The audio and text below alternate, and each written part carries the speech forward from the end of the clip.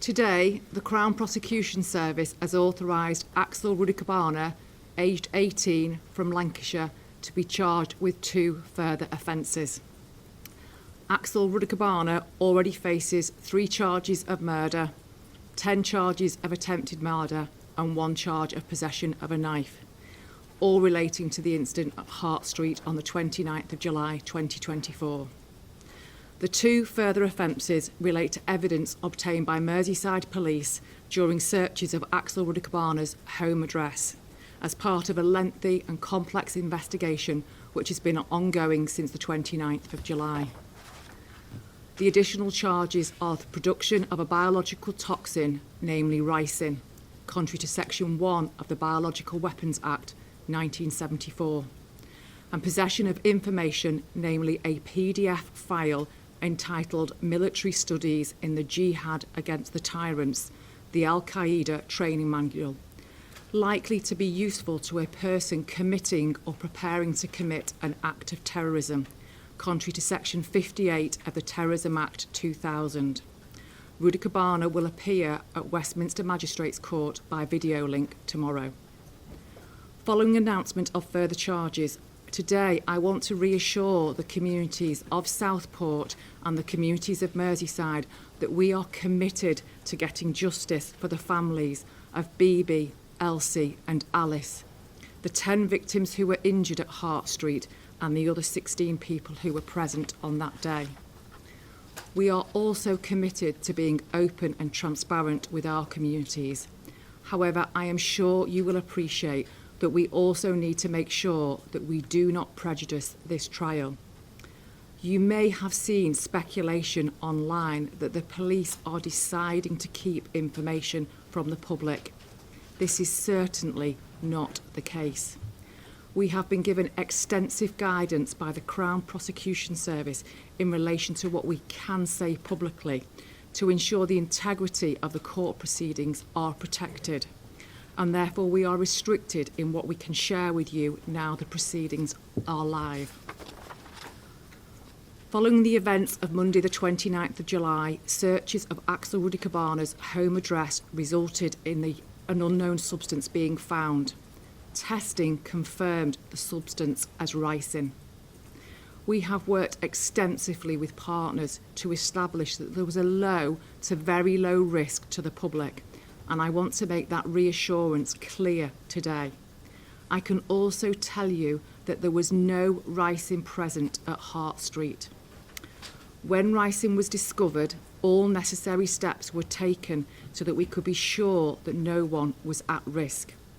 This was a multi-agency response. Expert advice and guidance was received and adhered to throughout the investigation. In the days following, Merseyside Police worked extensively with our partners, including Merseyside Fire and Rescue Service, North West Ambulance Service, Sefton Council, West Lancashire Borough Council, Counter-Terrorism Policing North West, Counter-Terrorism Policing Headquarters, the UK Health Security Agency, the Crown Prosecution Service, NHS England, the National CBRN Centre, the Defence Science and Technology Laboratory and the Ministry of Defence to identify if there was any risk to victims, local communities and specialist professionals in attendance at Hart Street and Old School Close. At this point, it's particularly appropriate to recognise the support that we've had from our colleagues in the emergency services, local authorities and counter-terrorism policing. That support has included forensic experts and digital investigators, and that support has been in place since the initial stages of the investigation and continues. I want to reassure our communities that we will continue to work in partnership with all of our partners, and we are absolutely committed to keeping our communities safe. At this time, counter-terrorism policing has not declared the events of the 29th of July a terrorist incident. I recognise that these new charges may lead to speculation. The matter for which Axel Rudakubana has been charged under the Terrorism Act does not require motive to be established. For a matter to be declared as a terrorist incident, motivation would need to be established.